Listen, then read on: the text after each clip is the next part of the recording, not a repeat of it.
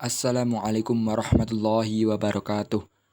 Alhamdulillahirabbil alamin wa bihi nasta'inu ala umurid dunya waddin. Wassalatu wassalamu ala asrafil anbiya'i wal mursalin sayyidina wa maulana Muhammadin wa ala alihi wa sahbihi ajma'in, amma ba'd. Yang kami hormati Bapak Muhammad Syaifuddin MPD selaku dosen mata kuliah tafsir Tarbawi kelas F serta teman-teman yang dirahmati Allah Subhanahu wa taala. Kami dari kelompok 10 kali ini akan membahas ayat-ayat Al-Quran tentang investasi amal solih yang beranggotakan 1. Failose Akmal NIM 2120256, 2. Khairuddin Gimnastiar NIM 2120257, dan 3. Hida Kamelia NIM 2120236. Surat Al-Baqarah ayat 261. A'udzu billahi minasyaitonir rajim. Bismillahirrahmanirrahim. Matsalul ladzina yunfiquna amwalahum fi sabilillahi kamatsali habbatin ambatat sab'a sanabila fi kulli sumbulatin mi'atu habbah.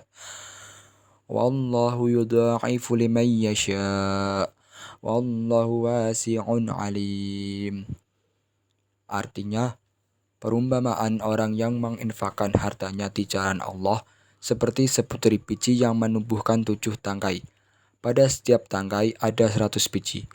Allah melipat gandakan bagi siapa yang Dia kehendaki, dan Allah Maha Luas, Maha Mengetahui. Kandungan surat Al-Baqarah ayat 261. Pada ayat ini, Allah Subhanahu wa taala menggambarkan keberuntungan orang yang suka membelanjakan atau menyumbangkan harta bendanya di jalan Allah, yaitu untuk mencapai keridhoannya. Hubungan antara infak dan hari akhirat adalah erat sekali karena sebagaimana diketahui, seseorang tak akan mendapat pertolongan apapun dan dari siapapun pada hari akhirat itu, kecuali dari hasil amalnya sendiri selagi ia masih di dunia, antara lain amalnya yang berupa infak di jalan Allah. Perumpamaan atau sifat dari orang-orang yang membelanjakan harta mereka di jalan Allah artinya adalah seperti sebutir biji yang menumbuhkan 7 buah tangkai. Pada masing-masing tangkai 100 biji. Demikianlah pula halnya nafkah yang mereka keluarkan itu menjadi 700 kali lipat. Dan Allah melipat gandakan lebih banyak dari itu lagi bagi siapa yang dikehendakinya. Dan Allah Maha Luas karunia-Nya, lagi Maha Mengetahui siapa-siapa yang seharusnya beroleh ganjaran yang berlipat ganda itu. Keterkaitan ayat. Allah memperjelas visualisasi kerja harta yang disedekahkan, sehingga harta tersebut kembali ke orang yang bersedekah dengan jumlah yang berlipat ganda. Seperti ini salah satu cara Al-Quran berkampanye tentang keutamaan sedekah. Keutamaan sedekah tercantum dalam ayat 261 ini. Berikut poin-poin tentang keutamaan sedekah yang terdapat di dalamnya. 1. Mendapatkan pujian dari Allah. 2. Balasan yang berlipat ganda. 3. Tidak ria terhadap apa yang diberikan. Quran Surah An-Nur ayat 55. Bismillahirrahmanirrahim.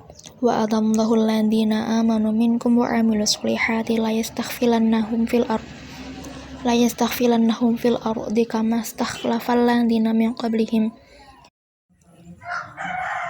wa la yumakkinanna lahum dinahum alladhi irtadha lahum la yubaddilannahum ba'di khairihim amnan ya'buduna bihi la yushrikuna bihi syai'an wa man kafara ba'da dzalika fa ulaika humul fasiqun.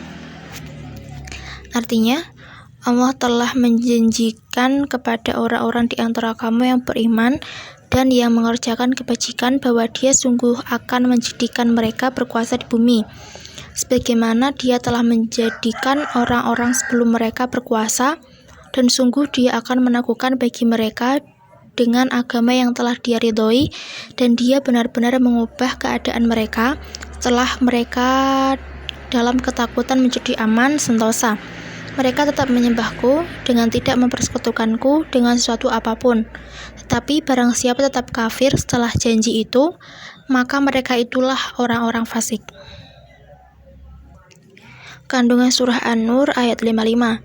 Allah menjanjikan kemenangan bagi orang-orang yang beriman dan kalian mengerjakan amal-amal soleh dengan mewariskan kepada mereka tanah kekuasaan kaum musyrikin dan menjadikan mereka berkuasa padanya, sebagaimana Allah memperlakukan para pendahulu mereka dari kalangan kaum mukminin yang beriman kepada Allah dan Rasul-Rasulnya, dan menjadikan agama mereka yang diridhoinya bagi mereka, yaitu Islam, sebagai agama mulia lagi kuat dan menggantikan keadaan mereka dari ketakutan menuju keadaan aman, bila mereka beribadah kepada Allah semata dan istiqomah di atas ketaatannya, tidak mempersekutukan suatu pun bersamanya, dan barang siapa kafir telah mengambil alih kekuasaan kaum musyrikin, keadaan aman, penguasaan, dan kekuasaan yang penuh dengan mengingkari nikmat-nikmat Allah, maka mereka itu adalah orang-orang yang telah keluar dari ketaatan Allah. Selanjutnya, implementasi Quran Surah An-Nur ayat 55. Yang pertama, bersikap dan bersabar, selalu optimis dan menjalani kehidupan ini. Beribadah hanya untuk Allah SWT dan ikhlas dalam menjalankannya, menjauhi syirik dengan segala ragamnya, termasuk beramal dengan maksud selain Allah. Manusia sebagai khalifah di muka bumi ini haruslah selalu beriman dan beramal soleh. Dan yang terakhir, berbuat amal soleh teruslah ikhlas semata-mata hanya karena Allah SWT. Quran Surah An-Nur ayat 55 dalam aspek tarbawi. Yang pertama, beriman kepada Allah SWT dengan melakukan berbagai amal soleh. Yang kedua, janganlah kufur nikmat terhadap anugerah berupa kejayaan yang telah diraih. Yang ketiga, orang fasik mereka telah keluar dari ketaatan Allah dan telah berbuat kerusakan. Keempat, dua pokok pendirian yang harus dipegang utuh, yakni iman atau kepercayaan dan amal soleh atau perbuatan baik. Dan yang terakhir, agama menjadi kokoh dan teguh apabila telah berpadunya iman dan amal soleh yang nyata dalam masyarakat. Surat Al-Isra ayat 7. A'udzu billahi minasyaitonir rajim. Bismillahirrahmanirrahim.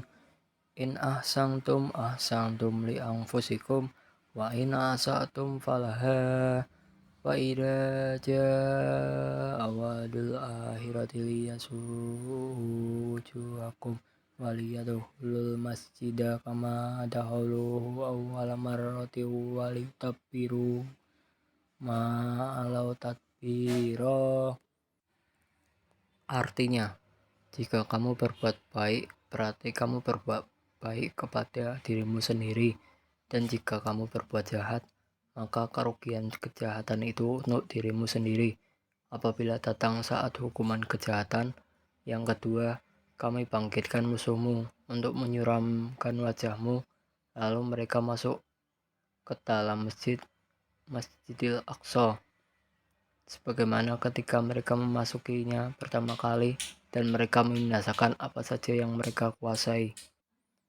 Kandungan surat Al-Isra ayat 7 dikutip dari buku Guru dan Perubahan oleh Nancy Florida Siagian dan kawan-kawan.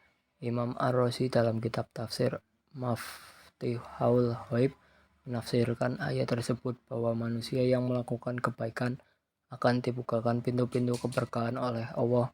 Sebaliknya, bila seseorang berbuat kejahatan, maka Allah akan membuka pintu-pintu keburukan lainnya.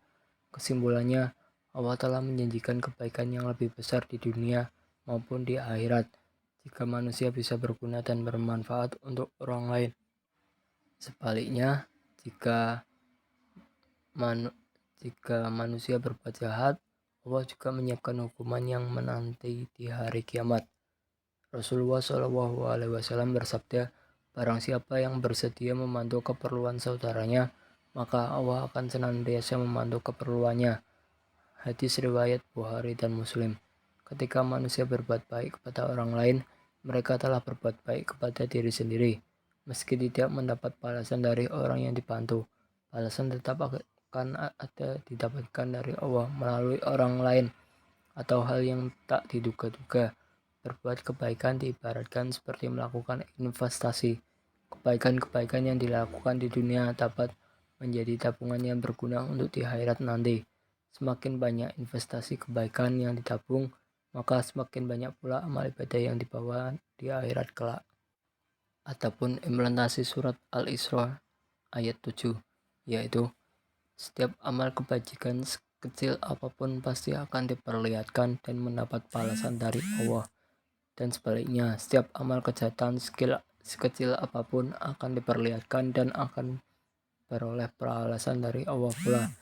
Setiap energi positif berupa amal soleh yang kita pancarkan maupun energi negatif yang kita lepaskan tidak akan pernah sirna, ia kekal dan abadi. 1. Perbuatan buruk dan baik yang kita lakukan tidak akan merugikan atau menguntungkan Allah dan perlu dijamkan hasilnya kepada diri kita sendiri. 2. Sunnah ilahi tetap konstan terkait sejarah dan masyarakat. Setiap orang melakukan kerusakan bakal binasa.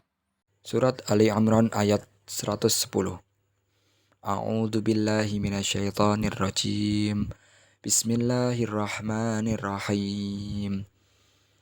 Kuntum khaira ummati ukhrijat linnasi ta'muruna bil ma'rufi wa tanhauna 'anil munkari wa tu'minuna billah.